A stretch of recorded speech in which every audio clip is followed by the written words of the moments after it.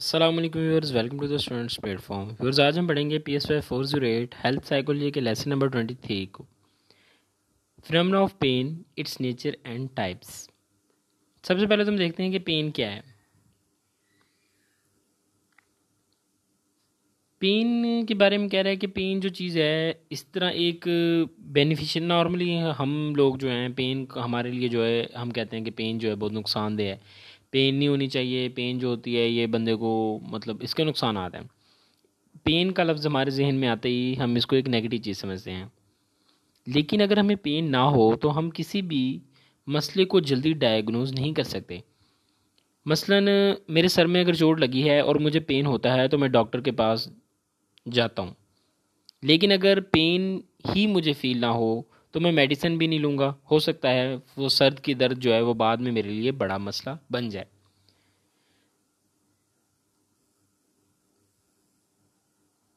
Pen है क्या? Pen एक सेंसरी या इमोशनल रिस्पॉन्स है जो कि डिस्कम्फर्ट की सूरत हाल में पैदा होती है, और ये उम्र के किसी भी हिस्से में हो सकती है। पेन के बगैर हम बीमारी को जल्दी डायग्नोज नहीं कर सकते।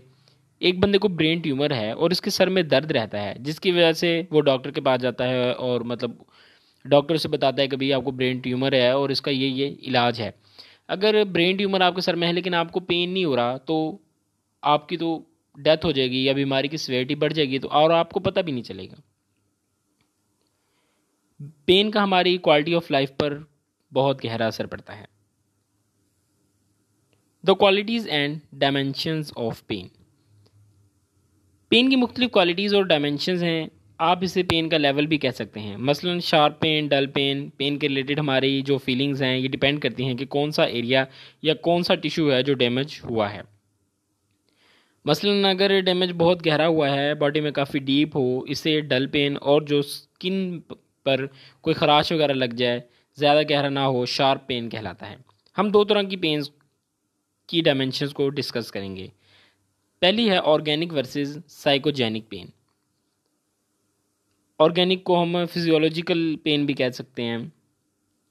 फिजिकल टिश्यूज़, आप इंजरीज कह लें कि जो होती हैं फिजिकली जो होती हैं, मसलन जिस्म के किसी हिस्से का जल जाना जो कि डायरेक्ट किसी टिश्यू के डैमेज के साथ लिंक है, ये पेन टिश्यू के डैमेज होने की वजह से होती है। इसे हम ऑर्गेनिक पेन कहते हैं।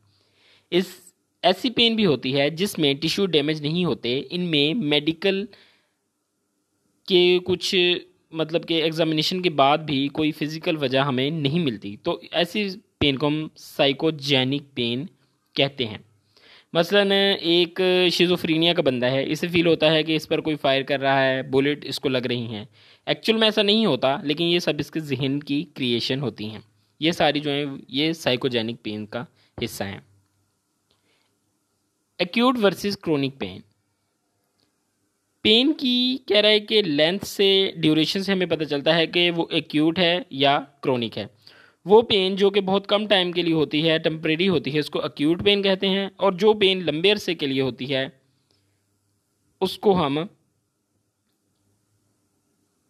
क्रोनिक पेन कहते हैं, जो एक बंदे को एक लंबे अरसे के लिए जिसमें सफ़र करना पड़ता है। अक्यूट पेन की ड्यूरेशन 6 माह से कम होती है, और अगर 6 माह से ये ज़्यादा बढ़ जाए तो इसको हम क्रोनिक पेन का नाम देंगे। आगे यहाँ पे टाइप्स ऑफ क्रोनिक पेन की कुछ टाइप्स हैं। क्रोनिक रिकरेंट नंबर 1, ये मैंने रेड लाइन से अंडरलाइन किया है। इसमें एक पेन बार बार रिपीट होती है और थोड़े थोड़े अरसे बाद रिपीट होती रहती है, यानी कुछ अरसे बाद पेन हुई, फिर होना बंद हो गई, फिर पेन शुरू हो गई, फिर बंद हो गई।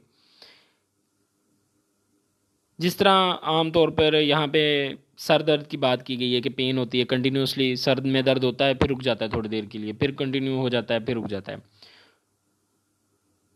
क्रोनिक इंट्रैक्टेबल सेकंड नंबर, ऐसी पेन जो हर वक्त मौजूद रहती है। मसलन कमर की दर्द, कुछ पट्ठों की दर्द होती है, जोड़ों की दर्द होती है, जो कंटिन्यूली बंदे को होती रहती है। क्रोनिक प्रोग्रेसिव, ऐसी पेन जो मुसलसल होती रहती है और टाइम के साथ साथ इसकी इंटेंसिटी में इजाफा होता रहता है। कैंसर एग्जाम्पल ले लें आप। आगे हमारे पास आ गया perceiving pain. How pain is perceived. Pain has 3 unique properties.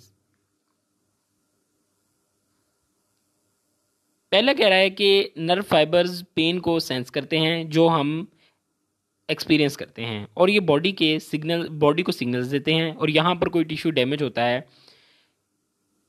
जहाँ पर भी कोई टिश्यू डैमेज होता है वहाँ पर मौजूद रिसेप्टर सेल्स इस इन्फो को प्रोसेस करते हैं। पेन का परसेप्चुअल सिस्टम दूसरे परसेप्चुअल सिस्टम्स मसलन विजन से मुख्तलिफ होता है। बॉडी बहुत सी नोशियस स्टिमुलाई के नतीजे में भी पेन को सेंस करता है। मसलन अगर कोई आपका बाजू या हाथ ज़ोर से दबाए तो आपको पेन फील होगा। इमोशनली भी जो है पेन जो है, इमोशंस भी पेन की वजह बन सकते हैं। व्यूअर्स, हमारा हो गया lesson complete PSY 408 lesson 23। I hope I made it clear. मिलते हैं जल्दी नेक्स्ट लेसन में। टिल देन टेक केयर, अल्लाह हाफिज़।